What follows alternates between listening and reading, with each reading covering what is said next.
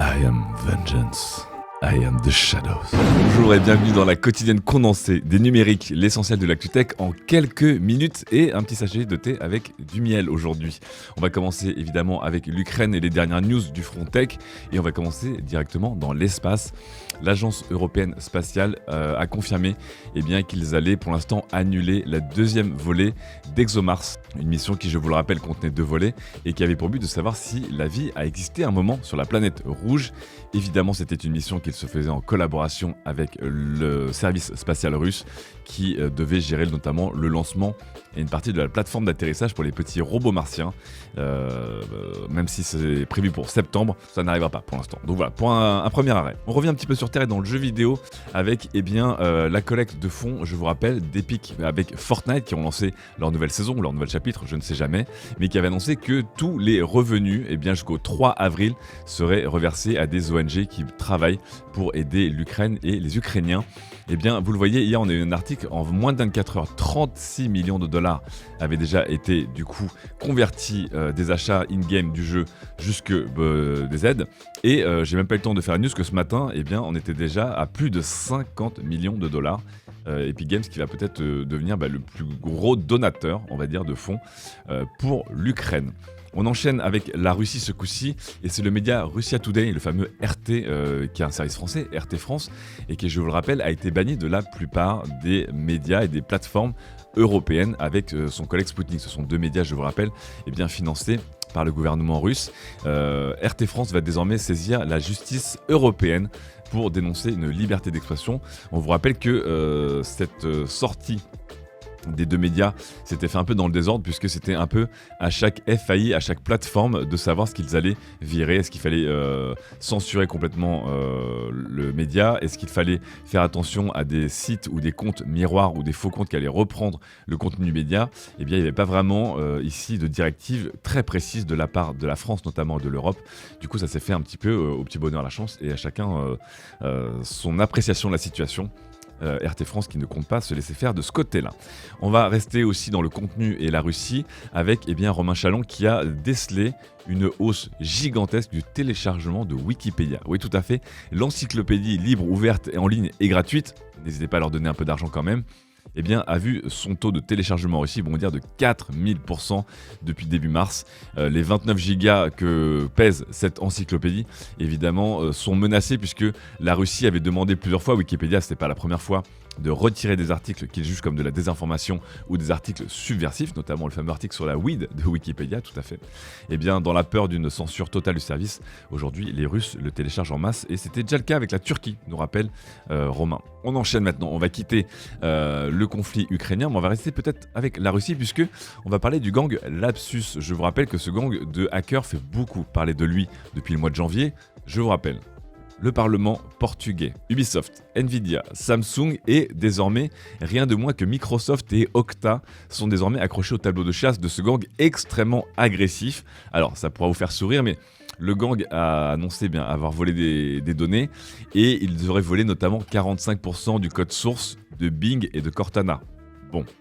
Je pense que c'est pas trop grave. Mais non, plus sérieusement, Microsoft annonce que c'est seulement le compte d'un seul de ses ingénieurs qui aurait été piraté à l'ancienne pour récupérer les mots de passe et pour essayer de voler des codes sources. Pour eux, évidemment, c'est une attaque très sérieuse mais pas grave en termes de sécurité et de protection des données de leurs utilisateurs. À voir aussi du côté de Okta, et c'est marrant parce que Okta, on l'utilise nous chez les numériques, qui est une entreprise spécialisée justement dans la sécurité et dans le login pour notamment les grands comptes des entreprises. Okta qui a également été attaqué. Les 19 comptes attaqués n'auraient pas permis aux pirates de Lapsus de récupérer trop de données sensibles. En tout cas, c'est fou. Lapsus, c'est une fois toutes les 2 semaines, ils annoncent un cambriolage de haut vol. Je sens qu'on va commencer à se fâcher très fort sur eux. Dernier petit point, avec un autre petit piratage aussi, bien moindre que ceux de Lapsus, mais quand même pas très joyeux. Puisque là, on va parler du gang Everest qui, l'année dernière, avait piraté les données du dossier judiciaire de Charlie Hebdo, des fameux attentats et tristes attentats de Charlie Hebdo il y a quelques années. Ils avaient tenté de le revendre et ils les auraient peut-être revendus puisque cette prise a disparu de leur, on va dire, offre, de leur shop. À qui les aurait-on revendus? Justement, tout le monde se pose la question puisqu'il n'y a pas vraiment d'intérêt aujourd'hui à acheter ces données qui sont en grande partie disponibles publiquement. Mais évidemment, c'est pas Jojo. Passons un peu Internet avec un point sur le Wi-Fi 6E de Guillaume Henry. Un Wi-Fi 6E qui n'arrive pas à décoller et qui pourrait ne jamais décoller. Pourquoi ? Eh bien parce que ce Wi-Fi 6E, dont la norme a été ratifiée il n'y a que quelques semaines maintenant, à la fin de l'année 2021, souffre de la pénurie de composants grandement. Il n'y a que quelques kits mesh très très chers, dont le fameux Orbi de Netgear qui coûte 1 600 €. Et le problème, c'est que le Wi-Fi 7 pointe déjà le bout de son nez. Si vous comptez acheter du Wi-Fi 6E, peut-être que c'est le moment de rester en Wi-Fi 6 normal et d'attendre une fin de pénurie qui n'est pas près d'arriver, mais de passer directement à la vitesse supérieure. Passons à une grosse actu technologie, mais sur laquelle je vais revenir très vite. Et pourquoi ? Puisque hier, Nvidia avait tenu sa GTC, je vous rappelle, c'est sa conférence professionnelle et dédiée à tout ce qui est intelligence artificielle et data center. C'est extrêmement complexe et je vous en parle très vite puisque Régis prépare un article très complet pour expliquer toutes les annonces. Et vous le savez, aujourd'hui, Nvidia n'est pas qu'une société qui vend des cartes graphiques, qui vont beaucoup plus loin que cela. Data center pour des stations météorologiques, voitures autonomes, Omniverse, Digital Twin. Ils ont continué à enfoncer le clou et à prendre de l'avance sur la concurrence, avec notamment des nouveaux produits hardware et software qui font encore une fois des bons en avant, que ce soit sur les data centers, que ce soit sur les petits pods pour les futurs robots, ou que ce soit pour leur service de Digital Twin et de simulation. Nvidia a sorti la grosse artillerie. Je vous en reparle demain plus en détail quand Régis m'aura expliqué un peu ça, parce que c'était vraiment très très complexe quand même. Restons dans l'informatique avec, hier on vous avait montré avec Kevin les nouvelles lunettes de Facebook et de Ray-Ban, les Stories. Ici on va aller un peu plus loin avec des lunettes d'une marque qui s'appelle Nimo et qui est une marque indienne qui pour 800 $, aimerait vous offrir enfin les premières lunettes de réalité augmentée dont vous rêviez. Ce sont des lunettes qui pourraient projeter plusieurs écrans devant vous et en fait, ils considèrent chez Nimo que ces lunettes sont des ordinateurs portables plutôt, et au lieu d'avoir un gros ordinateur portable, vous allez déployer vos lunettes et celles-ci vont projeter devant vous un écran, des écrans, clavier souris, etc., etc. Le tout dans un look, de plus en plus acceptable, on va dire, même si on a toujours une tête pas très sexy, n'allez pas en date Tinder avec ça, mais ça sortirait en 2023 et évidemment on a hâte puisque je vous rappelle que dans les prochaines années les lunettes de réalité augmentée sont un petit peu la grosse tendance et all the rage. En attendant d'avoir des lunettes de fou et acheter peut-être une tablette de fou, c'est notre test du jour. Il est signé Laure Renoir, notre chef de service mobilité. Elle a pu tester l'énorme tablette Galaxy Tab S8 Ultra. Attention, elle est extrêmement grande avec un écran de plus de 14 pouces OLED. C'est un monstre, mais c'est aussi un magnifique produit puisqu'elle est extrêmement fine et extrêmement légère pour sa taille. Le problème, c'est qu'avec un écran de 14,6 pouces, on ne peut pas la tenir à la main et du coup, elle est vraiment utilisable que lorsqu'elle est posée sur son étui / clavier.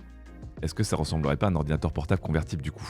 C'est la question qu'on se pose vraiment, surtout que cette tablette qui vaut plus de 1 000 € et qui est puissante comme un ordinateur et qui est grosse comme un ordinateur, et bien du coup offre tout de même Android. On attendra de voir si Android 12L et si les nouvelles versions de Dex, de Samsung et de One UI permettront d'avoir une expérience un peu différente d'un ordinateur. En attendant, la limite entre les deux segments est toujours plus fine.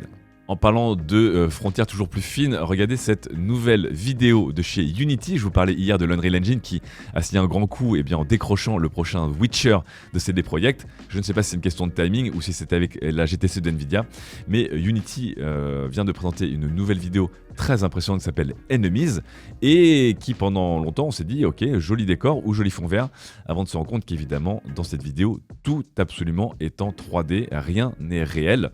Même la dame qui va s'adresser à nous.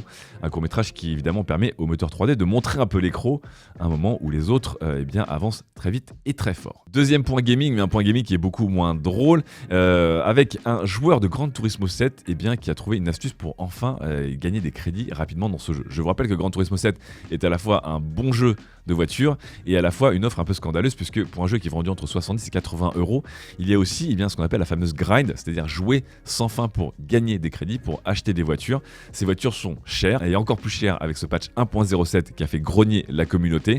Ici ils ont trouvé un nouveau moyen, tout simplement en jouant en remote play sur votre PC, sur votre PlayStation, via votre PC, et en installant un script avec votre PC et cette voiture et ce circuit qui vous permet de faire tourner le jeu 24h sur 24 et de grinder plusieurs millions de crédits par jour. Voilà, c'est à la fois ingénieux, c'est à la fois marrant de voir les joueurs contourner le business model du développeur qui, on va pas se mentir, est un petit peu là-dessus, un petit peu pingre, un petit peu affamé.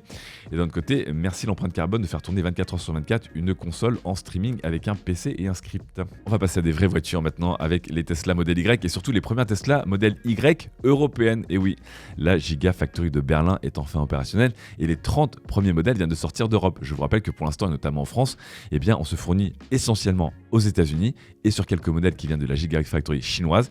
Pas de changement de prix cependant, je vous rappelle que Tesla a augmenté généralement ses tarifs aux États-Unis et en Europe, mais on verra surtout si la fameuse Deutsche Qualität sera appliquée ici à Berlin par rapport notamment aux États-Unis, dont le service qualité n'est pas toujours au top chez Tesla. On termine avec deux news NFT, histoire que vous partiez avec le sourire et la bienveillance totale de cette émission. La première, c'est que Yuga Labs, les petits gars qui sont derrière les fameuses NFT Bored Apes Yacht Club, je vous rappelle qu'ils avaient un petit peu racheté leurs rivaux en achetant toute la collection des CryptoPunks.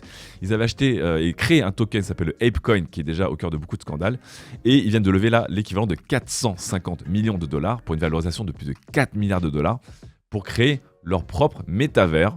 Voilà,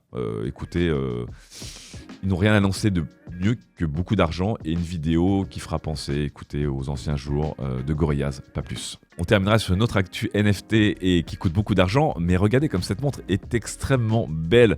C'est la Octo Finissimo de chez Bulgari, une montre de quelques millimètres d'épaisseur, j'espère qu'un jour on aura des smartwatches de cette épaisseur-là, qui vaut la bagatelle de 440 000 €. C'est le prix de la finesse, c'est le prix des matériaux nobles aussi puisqu'il y a du titane, et puis c'est le prix aussi, vous le voyez ici, sur le cadran, un QR code gravé dans la montre et qui vous donne le lien vers un NFT qui vous donnera votre certificat d'authenticité et de propriété de la montre. Bon, d'un autre côté, je pense que autant c'est facile de copier-coller un JPEG, autant ce sera un petit peu plus dur d'imiter cette montre extrêmement impressionnante. Voilà, s'il vous restait 440 000 € après avoir spéculé sur des NFT, c'est peut-être l'achat demain, peut-être pas d'émission, on vous tiendra au courant, mais je vous rappelle que vous aurez du coup le temps de voir notre live et notre rediff. Je vous rappelle qu'aujourd'hui c'était mercredi et donc évidemment c'était jour de ciné, de séries et de SVOD avec Bastien Lyon. Allez, à très vite.